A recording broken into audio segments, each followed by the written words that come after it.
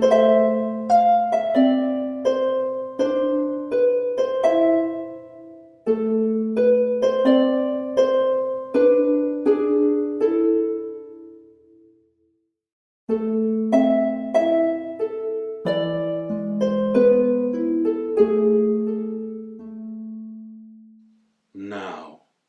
is the winter of our discontent made glorious summer by this sun of York, and all the clouds that lowered on our house in the deep bosom of the ocean buried.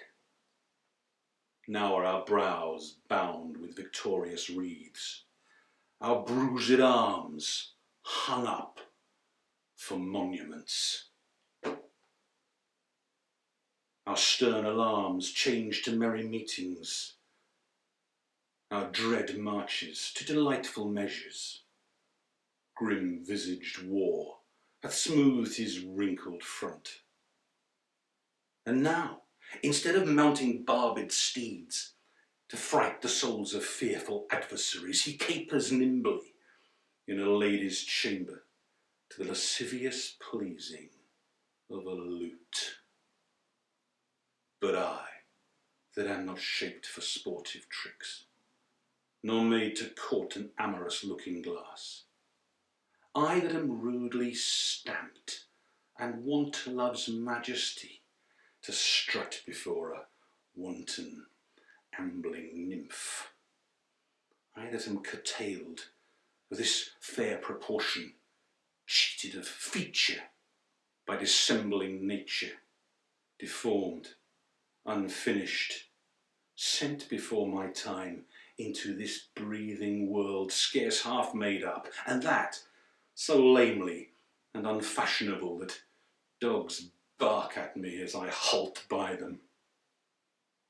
Why, I, in this weak and piping time of peace, have no delight to pass away the time, unless to spy my shadow in the sun and descant on mine own deformity.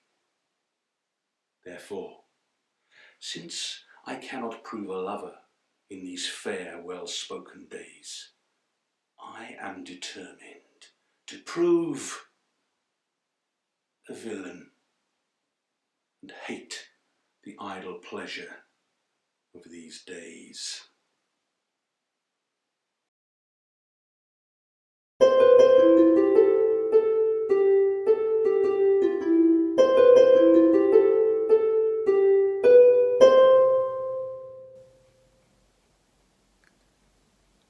I left no ring with her. What means this lady?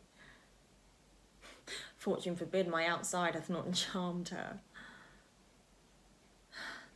She made good view of me indeed, so much that sure me thought her eyes had lost her tongue, for she did speak in starts distractedly.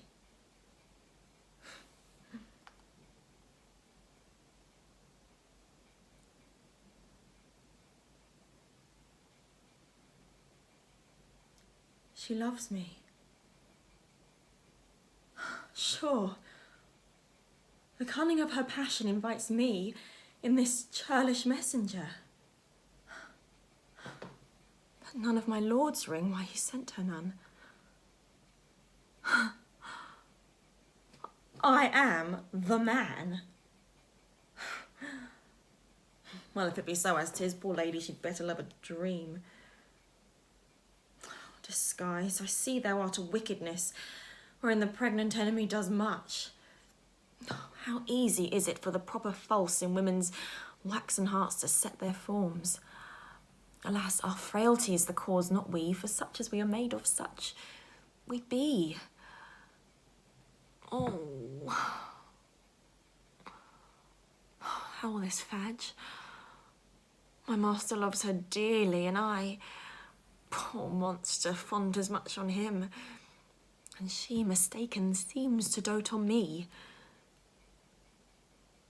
What will become of this? As I am man, my state is desperate for my master's love, and as I am woman, alas the day. thriftless sighs shall poor Olivia breathe. Oh, time, thou must untangle this, not I. 'Tis too hard a knot for me to untie.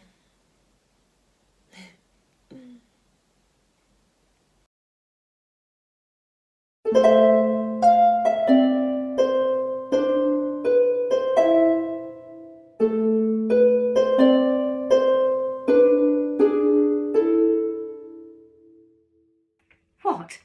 Have I escaped love letters in the holiday time of my beauty?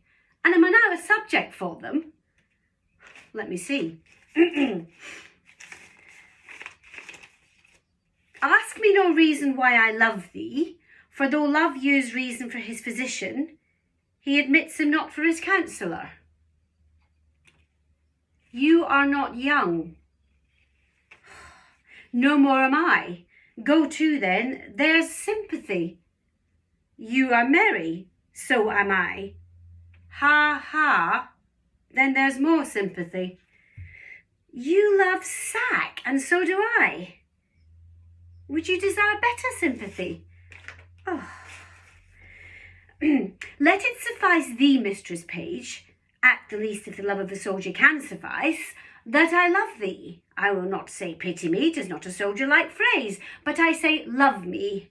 By me, thine own true knight, by day or night, or any kind of light, with all his might for thee to fight.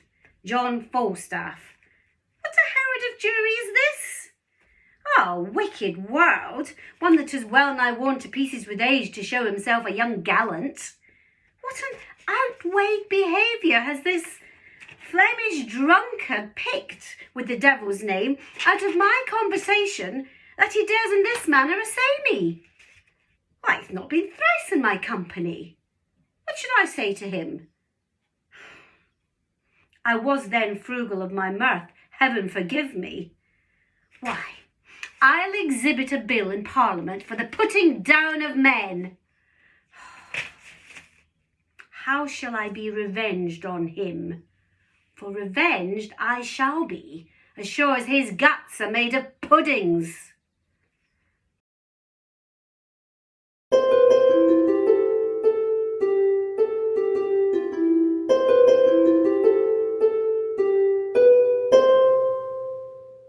How happy some or other, some can be. Through Athens I am thought as fair as she, but what of that? Demetrius thinks not so. He will not know what all but he do know. And as he errs, doting on Hermia's eyes, so I admiring of his qualities. Things base and vile and holding no quantity, love can transpose to form and dignity. Love looks not with the eyes but with the mind, and therefore is when Cupid painted blind. And therefore is love said to be a child, because in choice he is so oft beguiled. For ere Demetrius looked on Hermia's eyes, he swore down oaths that he was only mine. And when these hails some heat from Hermia felt, so he dissolved, and showers of oaths did melt.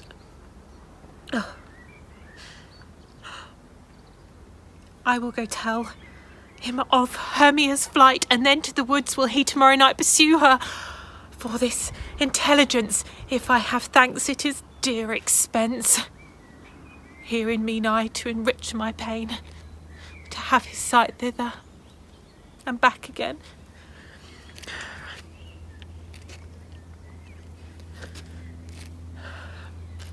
Demetrius, it's Helena of Athens. I